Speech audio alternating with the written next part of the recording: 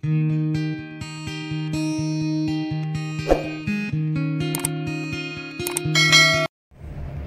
guys, good morning. Welcome back to the Biyahero Master 7 channel. So sa previous vlog na to atong i-discuss ang how to test off heading alarm. So karong adlaw atong testingan how to test off course alarm na sad.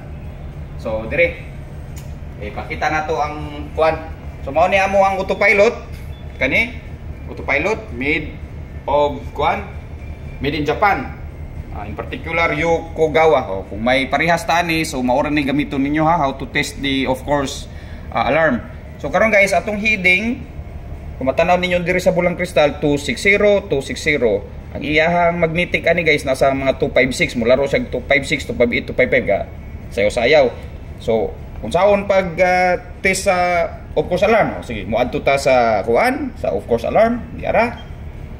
Click of course alarm nya atong, since ang iyahang limit angle guys 10 degrees ato nang usbon tanawa ang iyang limit angle 10 degrees, kung iyahang time nga mo alarma siya after 10 seconds or after 10 seconds lagi mo alarma siya dapat of course alarm. Okay, so ato aning himuon usbon na to ang limit angle o 1 degree lang para sigurado.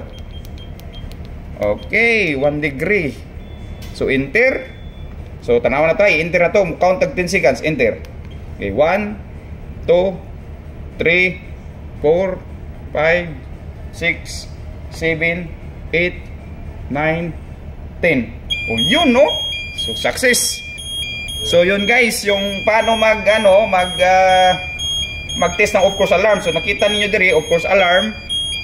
So ato ra ni siyang i-stop na to nya kanipod alarm.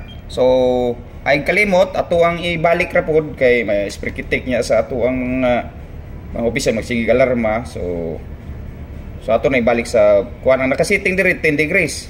So atong ibalik og 10 degrees kanya. Kani. Okay, so mao toy usa sa mga pagtest aning of course alarm. Naa say lain nga paagi guys.